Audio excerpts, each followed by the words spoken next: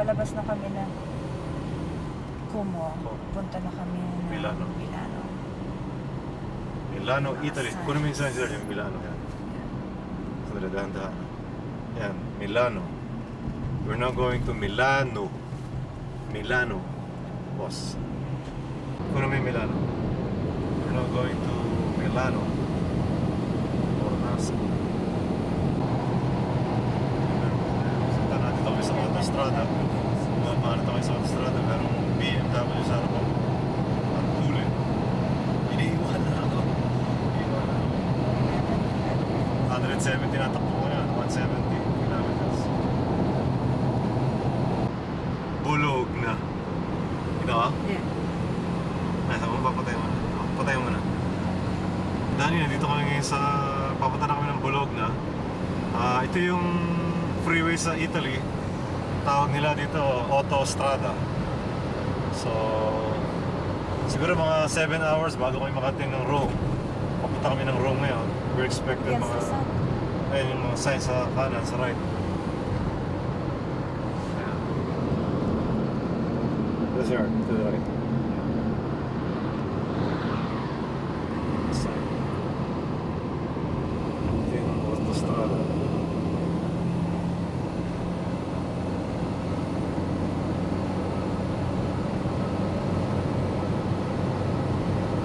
Okay, next. Modena. Pero hindi clear eh. Ito, papunta na kami ng Florence. Basically, kanina yung sa Bologna, Milan tsaka Bologna, normally flat yung area. Ito naman papuntang Florence, parang bundok yung hilly. Yung paligid parang nasa... Kaya may bako din. Mga bako dyan, sa harapan na lang. Yan, makita mo yung harapan. Parang din Chino Hills yan, no? Di ba? Harapan. So going to Florence, Italy to. After Florence, Rome na. Sa Rome na kami. So, nasa autostrada pa rin kami. So, parang Chino Hills yung paligid. Parang hilly. May church there. Sige na. Kita mo? So this is Italy. Kanina na-traffic kami ng mga isang oras at kalahati dahil malapit sa airport. So mas grabe pa ang traffic dito kaya sa LA. Yung sun kasi si Tart eh. Ayan, lilim na. Yes, the sun. Tumatakbo pa rin kami. So, ayan. Ito yung sign sa gitna, Firenze. Firenze, yun yan. Yung Florence. Florence siya. It's the Italian name for Florence. So, ito mga highway dito, makikipot lang. At maraming tunnel dito. Hindi na may mga tunnels din ngayon. So, papasok yung bundok. So, basically, that's it. Ito, to the right. Bundok, to the right. Basically sa Amerika, makikita mo na lahat dyan. Actually, maraming similar. Napapasok na naman kami ng tunnel. Itong Italy, marami ring tunnels. Ang autostrada. Para ding Switzerland. So, ayan. Kita niya yung butas. Ayan, papasok na kami ng tunnel ngayon. Okay. Sign, Roma. Wala mo papatay. Ito papuntang Rome. Yung mga palig-paligid. To the left. There's the left here. Side. Okay, wala na ito. Pangit.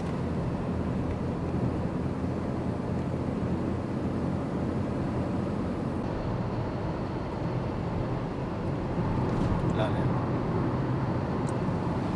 Grass. Greens talaga.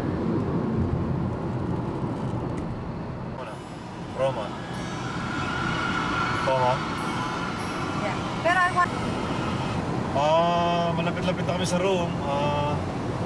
Mga 110 kilometers na lang. Nasa Rome na kami. To the right, yun may mga bundok. Ayun, may mga bundok ulit. Yan, so... basically, puro ganyan lang nakita namin all the while kanina. Ganyan ang scenery sa Italy. May mga flat, tapos may mga hilly-hilly. Parang California actually yung setting dito. Itong lugar natin, it reminds me of California kasi yung mga hilly at yung mga orange style roof, parang sa atin din. So yun lang. Ito na naman kami, papuntang Rome. Actually, ang Rome from Brussels is 1,485 kilometers or mga 900 miles. Parang mula LA hanggang Denver, Colorado. So, kaya actually within a day. Kaya lang, nag-relax lang kami. Tulog kami sa Lake Como kagabi.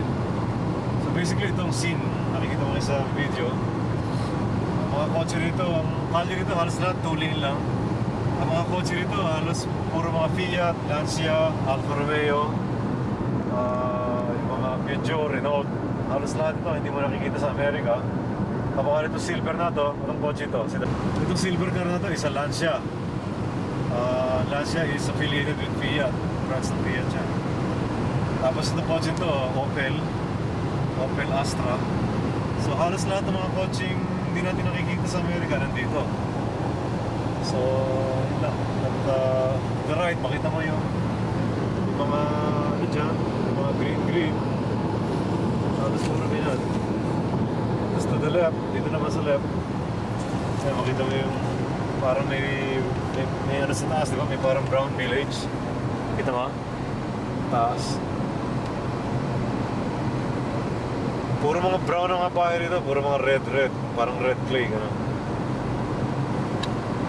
So, that's it. No big deal. Pero, at least naiba. Okay. Isa pa. Tingnan mo. Yan, yung gas station. Yung may. Tingnan. Naka-record ka ba? Yan, mga 60 kilometers na lang kami sa Rome. 60 kilometers pa.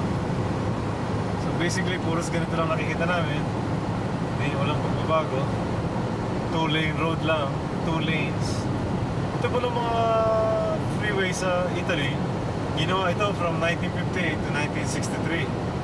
Kaya before this, wala silang kalye-kalye, mga chariot. Anyway, so ganito lang highway nila, mga 2 lane lang. Ito na yung parang 10 freeway nila. 2 lane. Yan, ito yung mga kotse, mga maliliit na kotse. Standby. Yung brown, yan. Yung brown.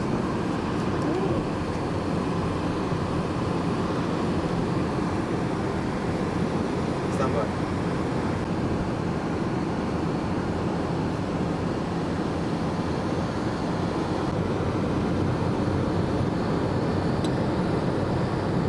Yan.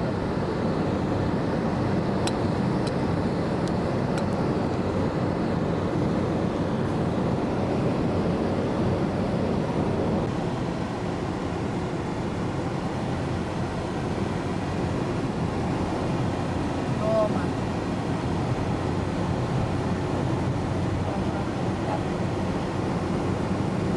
Isa sa green, sa kanan. Sa right, yan. Roma. Ito ba sa kanan? Blue. Isa. Yan. Roma. Yan. Roma. Lapit namin sa Roma. Another 25 minutes. Pasok na naman kami sa isang tunnel. Lapit-lapit na kami sa Rome. Sa linis pa.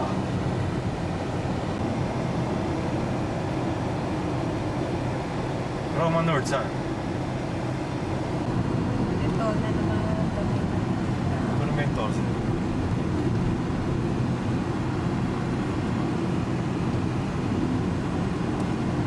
Ito, straight ahead.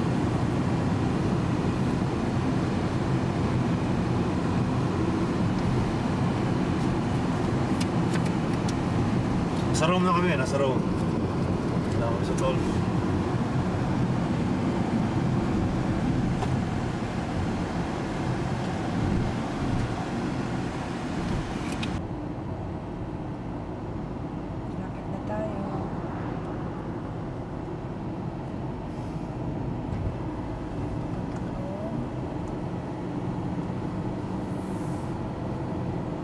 sa airport ng Rome. Doon namin mamimit si Jory. Tsaka Pamela.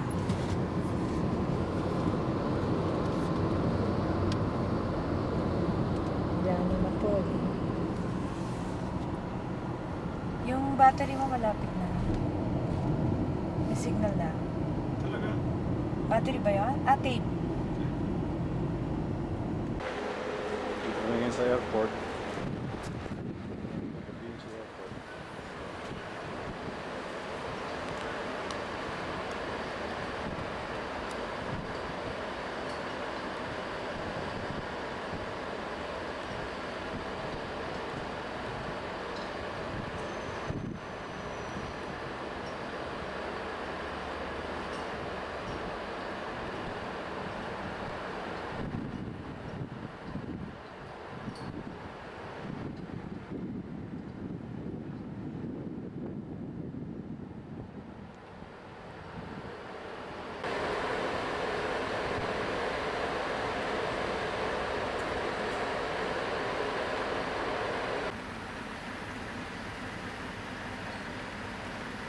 Itong airport terminal.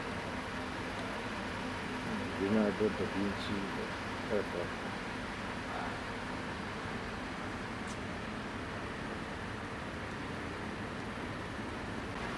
Yung statue ng Leonardo da Vinci.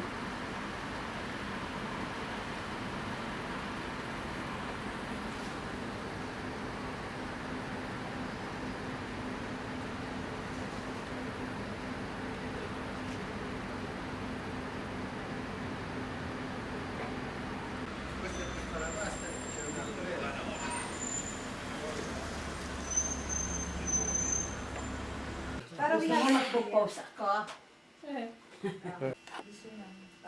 Isa lang. This way, or yeah, this way. Ano? Iba yung iba, basta Oh, yung doon. yung to the sleep, butas na. So you wanna change, honey? Just the gloves, my black and white gloves.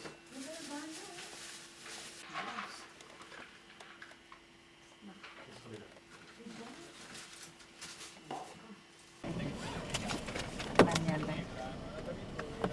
Ay, may kotse. We are now in Rome. We're trying to locate Hotel Intercom. Ito yung bahay namin.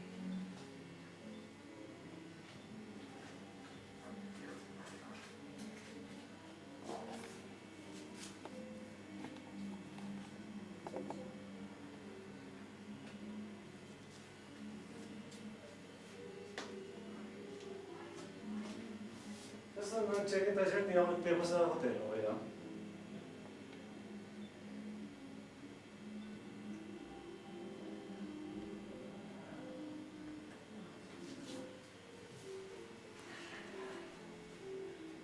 Ay, inuusan to.